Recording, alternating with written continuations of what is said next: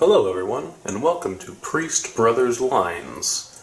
This is going to be the first video about my new O-scale layout. This is 3-rail O-scale, and it is a layout that I've been building in my garage. Many of my other videos were either trains on the ground or a train layout at a hobby shop called Dynamic Hobbies in Hemet, California, but this one is one that I have started to build in my own garage. First, let me go over some of the specifics of the layout. So I started construction in, I believe, May of 2020, so it was a lockdown build, as it was built during the coronavirus government lockdowns. And so everything works, the rails work, it's simply all scenicking right now. So the layout is about 14 feet long, about 11 feet wide, and there is about 4x4 section attached to it that I'll show here in a moment. It is meant to model Southern California in the 1940s, 1950s, although I'm not extremely specific about that. I'm not going to be picky about all the dates necessarily, although I would like it to all fall in a certain era, but it's certainly not going to be modern. But again, like I said, I'm not going to get particularly picky if a car maybe is from the 60s or 70s, or if a building is not quite in the right era. I'm not going to get picky about that. I'm going to have fun with my layout. It's lifted about 4 feet off the ground. It is a 1x3 frame construction with 2x4 legs. The base is half-inch OSB, and I have a sound deadening material on top of that. This layout particularly is modeling all Southern Pacific lines. Southern Pacific is my favorite rail line, and so everything will be Southern Pacific. The engines, a majority of the cars, either Southern Pacific or some of their subsidiaries, such as Rio Grande, Cotton Belt. I think that's about it from what I run. Golden West Service. So that is what I model, that's what I enjoy modeling, and so I'll start to give a tour of what I've done so far and kind of what to expect in the future. So come along with me. The first thing I'm going to do is pan around my garage. This is a 2-car garage in my house, and so half of the garage is dedicated to the layout. So this is my workbench area. As you can see, I have photos, there's one photo. Most of them are pictures of various Southern Pacific engines, such as the cab forward, the mountain class, the big picture of the daylight up there, a few others over there. These were all, with the exception of the daylight sign there, these were all pictures that my grandpa had that I inherited from him when he passed. And so as we turn around, there's a clock up there. This is all lit using shop lights. So these are all shop lights that I bought from a store called Harbor Freight. They emit 5,000 lumens of light, so I've had them spread out all throughout the layout, and I think it gives a nice amount of light. So there's a yard there on the left side. The mountain will be in the middle, dividing the layout. And then there's another system over here of switches and X pieces that I'll explain. And this is the 4x4 section that I was mentioning that comes off of the main table. These two sidings here will be future industries, and then the building on the far side of the screen is a engine shed that I custom built to fit my engines. So I'll show you some more of that in a moment. And then some train shelves. So the lower shelf is HO. So those are all things that I inherited from my grandfather as well. He was into HO While I enjoy HO, I don't enjoy it enough to model everything. I chose O scale, and so the shelf above is all O scale things. So I'll show off that in a moment. And this goes to my basement, and of course the TV. I'll start with the shelf here. So this is a custom-made train shelf that my brother and I, the other priest brother, we built this, and so that is all 1x4 construction with some OSB or plywood on the back, actually. And so again, Southern Pacific, Golden West Service, cotton belts, the tank trains. I have about 24 of those, I believe, last time I checked. So that's another one of my favorite trains that I like to run. And of course the daylights. I do have some modern engines like that GP60 you see right there, and I will run that of course too. And then the HO.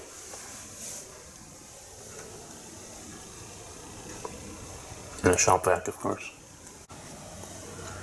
So we'll start off with my engine shed here. So as I said, this is a custom-made engine shed that I made using brick styrene, wood, and various windows and doors that I bought. I have a nice Southern Pacific metal sign right there, and it actually is metal on the other side. This is a technique that I pick up from another YouTuber called Luke Towan.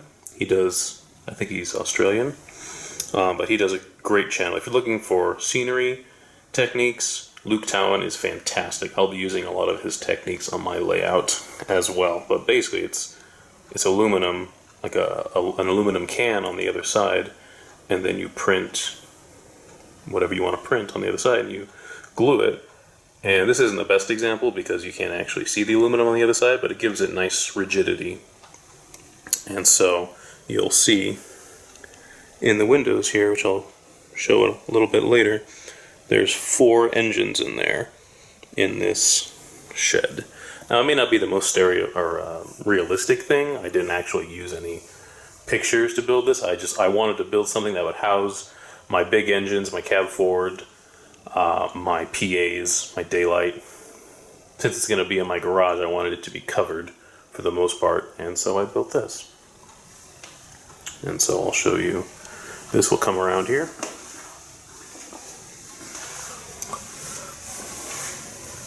So these 4 lines are connected to a cutoff switches right here.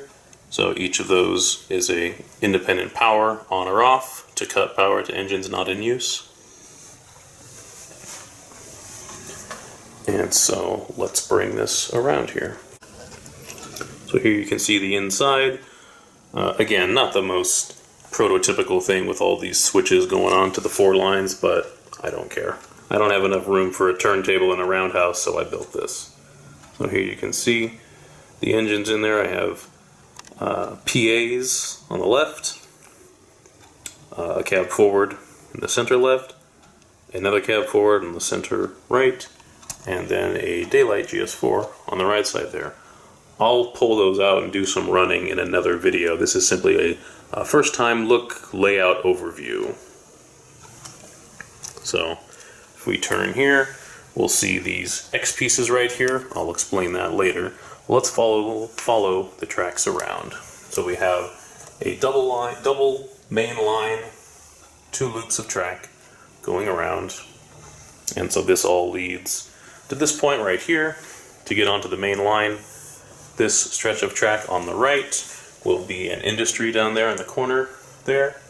And then we have our switches to get in to the main line there. Those switches, so all the track is all Atlas. This is all Atlas O track, including the switches. Everything is Atlas. And so we'll follow that around. Got some cars on the layout here. Again, this will be an industry in the corner here. And then we go into a tunnel here. And again, the 2 switches there and the X piece, I'll explain that later. And so at current, I am building my mountain here. I got my tunnel portal all set up, and I have rocks inside of the tunnel there. And so this is all still under construction, of course. So I have my cardboard lattice going on. Got some foam here and there. And so let's go to the other side. And again, this is an under construction layout, so there's just stuff all over the place. Glue, files, all kinds of stuff. And so this is the side that I've gotten more progress on so far. So to answer the question now about what am I doing here with the mountain there, this is all hard shell, and it's made from window screen foam. Now, this is a technique that I saw Eric Siegel doing, and he's another YouTuber, Eric's Trains. He is the one who I'm following the techniques of to make my mountains and my tunnels. So I'm not going to go over how I do that because I follow his process. So if you're looking to find out how to do these mountains, go to Eric's Trains. He's on YouTube, Eric's Trains.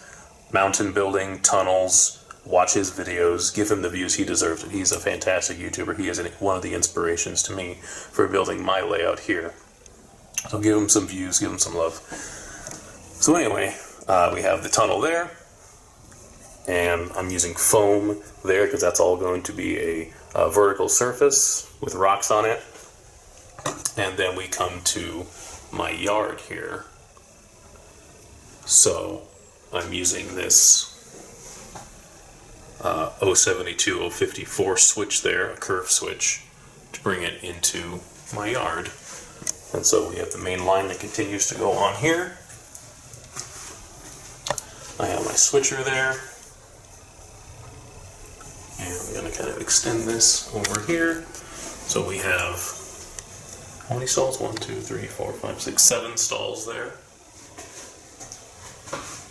And the thing about O-scale yards is that even if they're big, they're not big. Because it looks long, but then when you get cars, it's like, oh, I can only fit 5 cars. Which, of course, a real yard would have dozens. And then that little shed there, that is the shed for my switcher here. And that's an Alco S4. That is a Lionel engine, which recently came out. And so that is my yard there. And so we come around to this siding here, which is going to be another industry. And then we go through that tunnel right there. So I am trying to model a snow shed right there, which, again, not the most prototypical thing to have a short one right there, but I thought it would be fun. I have the cab forwards. I thought it might be fun to make something that looks like a snow shed. And so that'll be right there on the corner. And then, like I said, the place over there for the 2 industries. And that is about it. So what am I trying to model here? So the mountain will divide 2 different scenery types. So the scenery over here, where the yard is going to be like a red rock, like a western type of Utah, Arizona, Nevada type of, light brown, red rock type of thing. So that's going to be very horizontal. So that's why I went with the straight foam, because I'll just hot glue the rocks right on the side there, and it'll be all very flat. And then, of course, the mountain up there will be less flat. But that's what I'm going to go with. This whole side here is going to be that red rock type of look with the yard here. And then, even though it doesn't make the most amount of sense geographically, I'm planning on putting a beach scene over here in this corner, which is why I've cut back on the sound deadening material. So there's going to be a type of beach scene over here with parking lot and a road, people maybe like a volleyball thing going on. I'm not sure yet. But that's what this side is going to be, all red rock type over there. And then a beach scene, and I'm hoping to put at least some kind of a coastline along the totality of the edge there, which is why the sound deadening doesn't go all the way to the edge. Some kind of beach or sand or something on the slope there. And then on the other side of the layout, this is going to be much more of like your kind of stereotypical mountain, like a grayish rock with dirt, more green. So that's what this side is going to be like. So I tried to make this a little more sloping, and so I have a little bit of an outcropping there, so I'll have a little, like, maybe forest scenery there, maybe some hikers or deer or something on that little outcropping there. And then there'll be a little town here. I plan on having a freeway going through, paralleling the rails there, and then having some kind of a town inside there. I plan on doing various different buildings. I like some of the Menards buildings. Some of the Woodland Scenics buildings are great. There's also some build your own kits type of things that I'll be doing, so a mixture of buildings and such. But that's what this side is going to be like. Now, to answer the question about what these rails going off seemingly into nothing is all about, that is a future expansion. So, as you can see, I have my car in here. I'd like to keep my car in the garage, but my brother and I are planning on basically building mobile modules that we can store maybe on the ceiling or maybe in my basement and have detachable legs. And then the idea is that we would be able to bring them out, move the car out. If we're going to have a run day or a family day or something, or we're going to have some fun, and have some type of individual modules, and then connect them to those two tracks right there, which will then go around the other side of my garage and meet up with the rest of it over there, basically doubling the size of the run length of the layout. That is the plan. That is the plan of what we want to do there. So it required this somewhat complicated crossing structure of using an X piece there with the two 072 switches over there, and then of course using 4X pieces right there to go through. That was not an easy thing to put together. So that is the plan. That's what we're hoping to do, to extend the length. Because again, I mean, it's about 10 by 14 to the corners, which means it's about 13 by 9 or so with the curves and all that. So that is the plan. That's what we're doing here, and so I hope to give regular updates as I continue to build this, and I'm hoping to get a lot of work done as Christmas is approaching. This video is being filmed in mid-December, so I'm hoping to get some more work done. I hope to get all the hard shell done and start to work on the rocks, because a lot of this will be, so this side will be entirely rocks. The other side will be rocks, but also dirt as well. And so that is the plan. Before we go, I want to show you what I'm using to power my layout. So I'm using all Lionel. I don't have any MTH, so I'm not using MTH at all. So I have my Legacy Lionel controller there. I have two of these power bricks, which one of them goes to power the outside line and the engine shed. The other one goes to power the inside line and the yard. So I do have two somewhat independent loops.